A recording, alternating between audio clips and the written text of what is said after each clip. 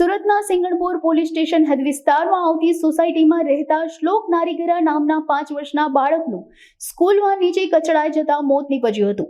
શ્લોક તેના ઘર બહાર રમતો હતો તે સમયે સ્કૂલ વાન વિદ્યાર્થીઓને લેવા માટે સોસાયટીમાં આવી હતી, જેની નીચે કચડાઈ જતા બાળકનું મોત નીપજ્યું હતું। આ ઘટનાને પગલે સ્થાનિકોએ પોલીસને જાણ કરી હતી, તેથી સિંગણપુર પોલીસ ઘટના સ્થળ પર પહોંચી હતી।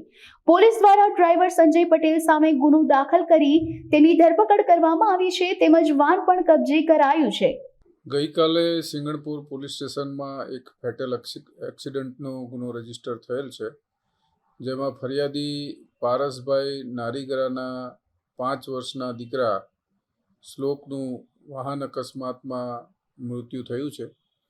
આ કામે હકીકત એવી છે કે સિંગણપુર વિસ્તારની નંદનવન સોસાયટીમાં આ કામના આરોપી કે જે સ્કૂલ વાહન ચલાવે છે તેઓ સ્કૂલના બાળકોને મૂકવા સોસાયટીમાં આવેલ અને રિવર્સ લેતી વખતે આ કામે ભોગ બનનાર બાળકને અડફેટમાં લઈ લીધેલ અને તેનું મૃત્યુ નિપજાવેલ છે, જે બાબતે સિંગણપુર પોલીસે ગુનો રજીસ્ટર કરી આરોપીની ધરપકડ કરેલ છે અને આરોપીનો ગુનાહિત ઇતિહાસ તપાસી આગળની કાર્યવાહી કરવામાં આવશે।